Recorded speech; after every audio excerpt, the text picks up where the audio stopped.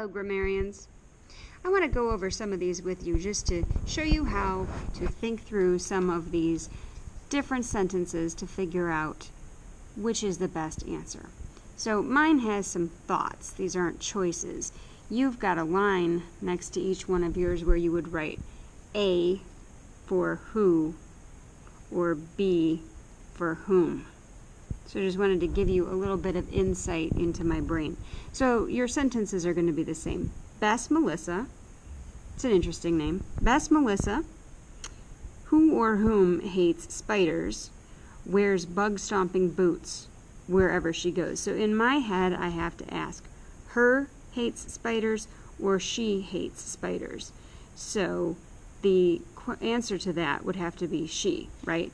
Now if you go up here, you take a look, we did the who and whom with he and him, but we also have she and her. So if she is the answer, then who would be the right one? So we would put A here, because Bess Melissa, she hates spiders, would make sense. So Bess Melissa, she becomes who? Bess Melissa, who hates spiders, wears bug-stomping boots wherever she goes.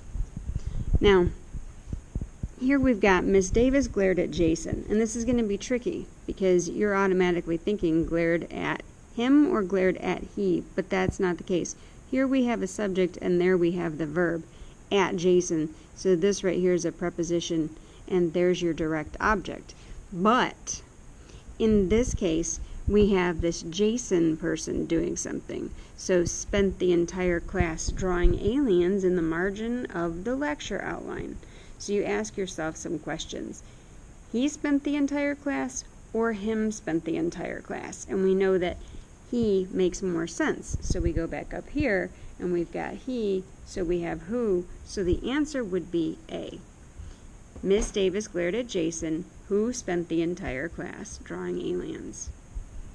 Into the dark apartment walked David. Blank, we nearly killed with surprise when everyone shouted, "Happy birthday!" and jumped from behind the furniture. Okay, we got a lot going on here, but David is who we're dealing with. Now, who or whom? So we nearly killed him or we nearly killed he? And we're doing the action here. So in this case, we nearly killed this person. We nearly killed him. So him, if you go up here, ends with an M. We've got a B. Whom we nearly killed. He's the receiver of the action. Nice job, guys. Ooh, this one makes me think of Justin Bieber. In Despacito. Okay. In desperation, Doris sought help from Mrs. Herring. Blank, she knew preferred to help students with homework than catching up on emails during her planning period. Alright, so she preferred or her preferred. So if she's the subject, then you have who. If Mrs. Herring, is the object, then it's whom.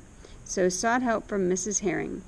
Alright, so whom she knew preferred to help students or who she knew.